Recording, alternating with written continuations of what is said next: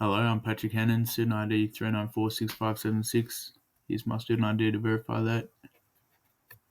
3946576. Alright, let's start with question 1, where we want to collect the initial information on the system before we execute the malware. We first want to start with the registry information. We can do so by running regshot. So we'll take the first shot before we execute the malware. Alright, after that scan is done, it'll prompt us to take a second shot, but we'll wait till we've executed the malware. Next, we want to move on to the processes and monitor the processes occurring before the malware is executed.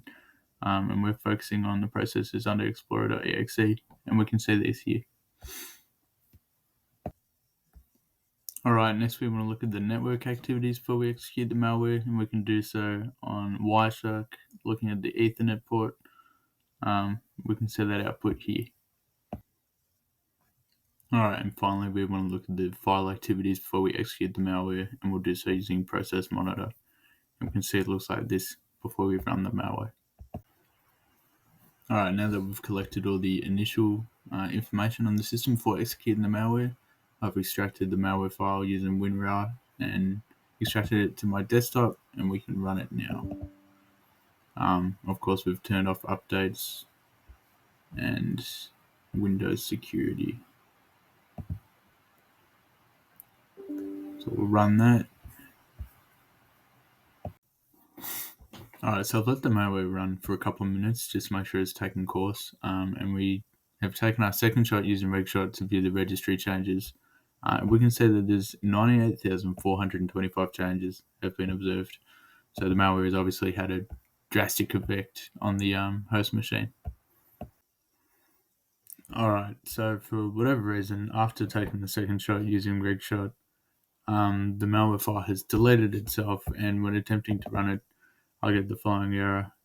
This is going to affect with my whole investigation. I will email and inform about this, but of course I'm looking at a marked deduction. But I hope to at least demonstrate my understanding in that I know what should be happening.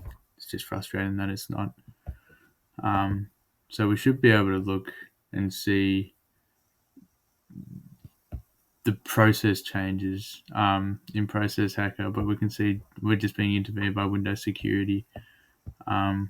We can't look at what's happened in Wireshark through the Ethernet port because we couldn't re-execute the file after taking the second shot.